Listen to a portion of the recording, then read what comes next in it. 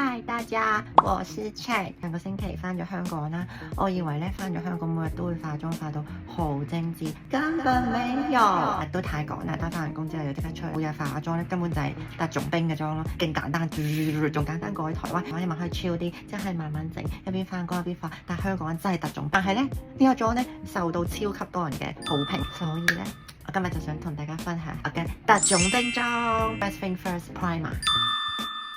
遮瑕，跟住咧就直接畫隻眼。今次咧胭脂咧眼影咧同埋嗰個淚溝打咧，全部都就係用呢一盤畫咗個淚溝先。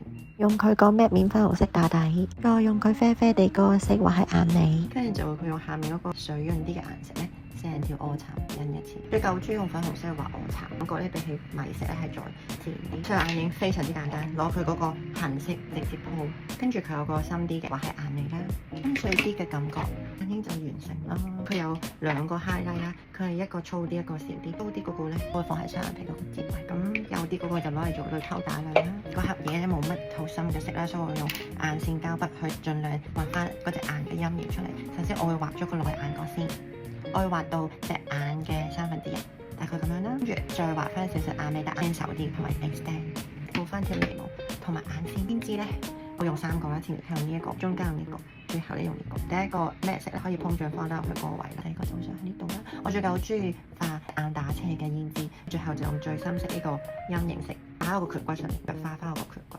一個 little tricky 嘅位，中意上少少胭脂喺呢個眼皮呢個位，同個妝有共為一體。千祈唔好上成隻眼，因為唔係好定重。之後加翻埋唇膏就 OK 啦。我揀咗我最 safe 嘅天橙嘅正紅色咧，係令到個人最精神嘅特種兵妝，咁就完成啦。我覺得個特種兵妝咧最大嘅特點就係全部用嘅都係膏體啦，咁佢就唔會棘粉咯，因為佢就會好融入咗你個皮膚入邊，比較抗衡到你由朝出到晚長時間嘅活動啦 ，last 得好好。佢去到夜晚咧都非常之好。我同我媽咪去宜蘭，朝頭早10點鐘去到夜晚12點鐘，佢越夜越靚。